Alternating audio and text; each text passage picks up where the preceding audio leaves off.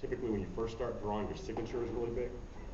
Mm-hmm. And as you become more and more confident with your work, you sort of hide your signature more and make it part of the piece. But the other one is people tend to start with the details first and then work out to the big picture, which is absolutely the wrong way to approach any big project. Because you get mired and caught in the minute details.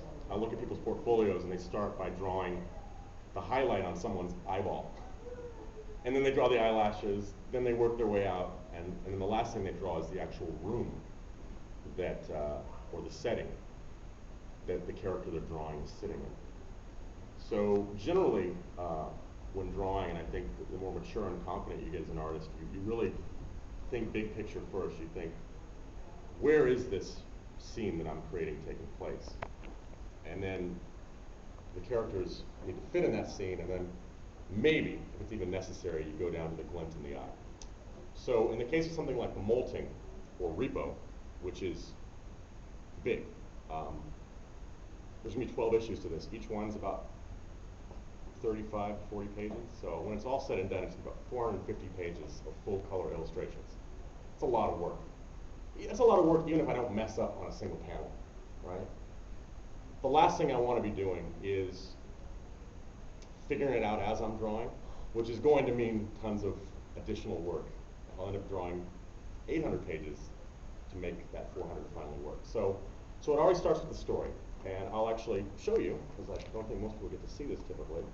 And if people can't see, by all means squeeze in, because I'm fortunately going to be showing some images off of a laptop. So I start with the script. Here's actually the Molting script, the whole story here. A few pages have gotten ripped off because I carry it around and make notes. But when you're dealing with a comic, particularly, one of the most important things is, again, thinking big and then going small, is what falls on each page, right? It's not about just drawing forward till you get to the end. You know, much like in film, a dramatic cut or a big piece of the score indicates some big transition. In a comic, the turn of a page is a big thing, right? It's like, that's the viewer has to physically move something to have something new revealed to them. And one of the things you'll notice when you're looking at amateur artists is it's just kind of like, there's no real thought to that. It's kind of like things happen in the middle of the page, and then it's like, you gotta finish the word and then go over here. So it's like each page, each spread basically needs to work as one piece of art. And then you gotta move down into each panel, and that's gotta lead you into the next page. So what I do is I write out my stories much like you would see a screenplay or something. There'll be a heading that'll say like nighttime, where the location is, a couple of sentences of description, and then probably dialogue for the characters. So I go through and I mark where my page turns are and where my pages are separated first. And obviously I wrote this so I have an idea of where that's going to be, but believe me, it's like writing a story and then going and trying to now translate into how it's going to fit on the pages is another whole new step in thinking about how is that going to work. So, so like literally that's where it begins. I sometimes go through and I put little slashes of where the dialogue's going to be broken up and stuff like that.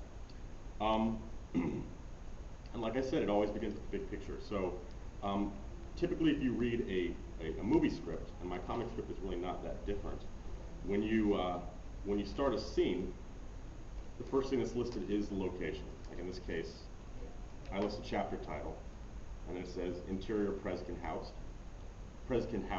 attic, night. It immediately gives you a setting. That's far more important than the details on someone's costume, as fun as those are to draw. So I'll start off by giving you some, I don't know how legible this will be. I think I've seen that before. I apologize, but I show you this only because this is a perfect example of something you know that I've done. And what is the first thing you see in Repo? Setting. Not only does it show you that, didn't want to do that. Sorry. You have the same exact laptop. There's a reason why it's the first thing you see. It's the world. It's the setting. It's the not too distant future. It's kind of spooky world, right? It's nighttime. And it immediately sets the stage for all the characters and stuff that are going to follow. So it may seem kind of obvious, but you know, it's like, it's not always when you have a million ideas bouncing around your head, like where do you start?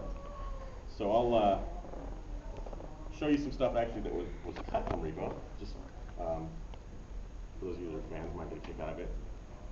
Again, this is a panel that I did that was going to be in the movie that was ultimately never made it, but it's another, I think, setting.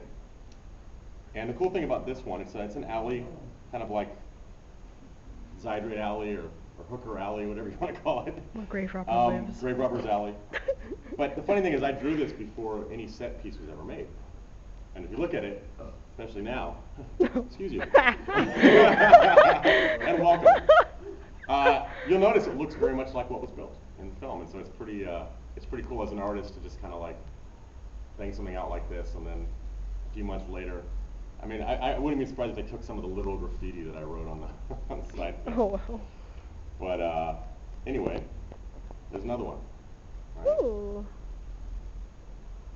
You've all seen it in Marnie's beautiful tomb. 3D and constructed set, but there's Marnie's tomb, right? And that's, again, it's like immediately, even if you don't know the story of Repo, you could almost imagine what kind of characters are going to be wandering around in this world, in this setting, in this mausoleum.